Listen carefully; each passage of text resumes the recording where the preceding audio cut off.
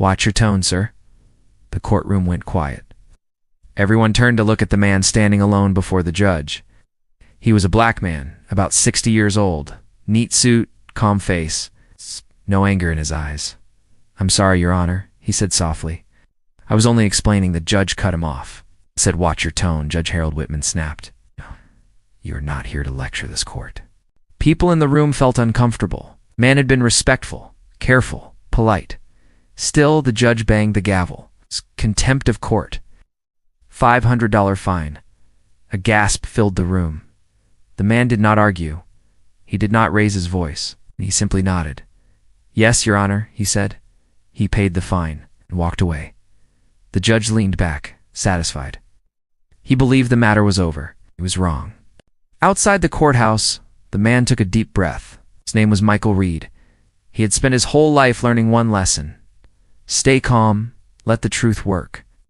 Michael sat in his car and placed the fine receipt into a leather folder. The folder had only 2 words written on it. Federal Review. He looked at his watch. Then he made one phone call. "Proceed," he said quietly. That was all. 2 days later, Judge Whitman's clerk noticed something strange. Emails from Washington, requests for old case files, questions about courtroom behavior. The judge laughed. "Routine nonsense," he said. But the emails kept coming.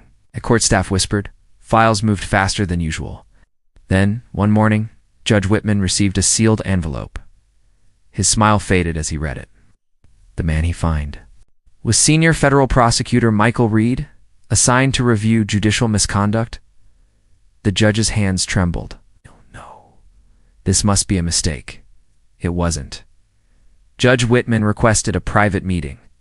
Michael Reed agreed in a public office with witnesses. "You embarrassed me," the judge said quickly. "I didn't know who you were." Michael looked at him calmly.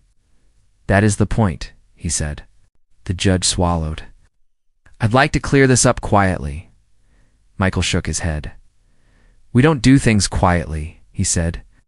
"We do them correctly." The federal hearing was calm. No shouting, no drama, just facts. Video recordings from the courtroom, testimony from court staff, stories from people who had been silenced before. Michael spoke only once. "I was treated as a nobody," he said. "And that is how the system reveals itself."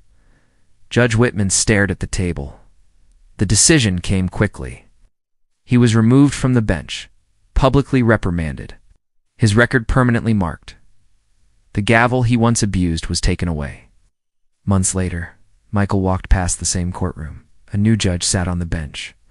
A young man stood nervously before her. She leaned forward and said gently, "Take your time. Speak freely." Michael paused, then smiled. Justice had not been loud.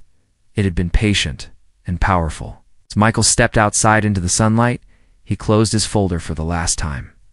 Some lessons are expensive, others are priceless.